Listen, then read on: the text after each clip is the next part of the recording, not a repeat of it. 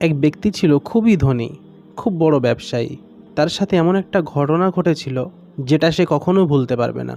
দিনটা ছিল শনিবার। প্রতিদিনের মতো সেদিনও অফিস থেকে বাড়ি এলো।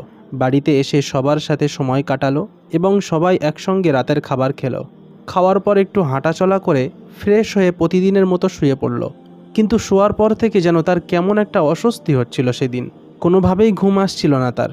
বারবার এদিক ওদিক পাশ পরিবর্তন করছিল। কোনোভাবেই ঘুম আসছিল না।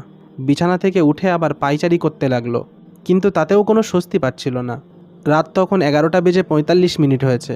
সে ভাবল হয়তো বাইরের একটু ফ্রেশ হাওয়া খেলে হয়তো মনটা ভালো লাগতে পারে।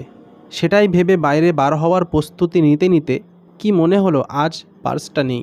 পার্সটা নিল, গাড়ির চাবিটা নিয়ে বার হয়ে গেল। যেতে যেতে যেন কোথাও গাড়িটা সাইড করতে মন চাইছে না। কয়েক কিলোমিটার যাওয়ার পর দেখলো রাস্তার পাশেই একটি মসজিদ। মসজিদটা দেখেই মনে পড়ে গেল আজ তার এশার নামাজ আদায় করা হয়নি। সে ভাবলো নামাজটা আদায় করে নিই। অজু করে মসজিদে ঢুকতে দেখে মসজিদের দরজাটা খোলা আছে।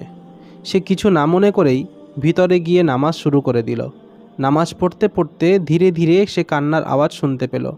মসজিদের এক কোণায় এক ব্যক্তি 2 হাত তুলে আল্লাহর কাছে কান্না করছে। তার দোয়ার শেষে জিজ্ঞাসা করলো তার কান্নার কারণ সম্পর্কে। সেই অসহায় ব্যক্তিটা বলল, আমার মেয়ে অসুস্থ, ডাক্তার অপারেশন করতে বলেছে, টাকার প্রয়োজন, কিন্তু আমার কাছে যথেষ্ট পরিমাণে টাকা নেই, তাই আমি আল্লাহর ঘরে এসে আল্লাহর কাছে চাইছি, হে আল্লাহ, আমার সামর্থ্য নেই, আমি কিভাবে এত টাকা জোগাড় করব? তুমি তো সব পারো, আমার টাকার জোগাড়টাও তুমি করে দাও। তখন ওই ব্যক্তিটা বুঝতে পারল আমার কেন ঘুম আসছিল না, আর কেনই বা এই মসজিদেই ঢুকলাম।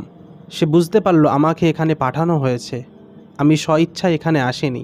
তখন ওই ধনী ব্যক্তিটা পার্সটা খুলে যত টাকা ছিল সব দিয়ে দিল এবং নিজের ভিজিটিং কার্ডটাও দিল। সে বলল, যখন প্রয়োজন পড়বে আমাকে কল করবেন, আমার সাধ্যমতো আমি আপনাকে সাহায্য করব।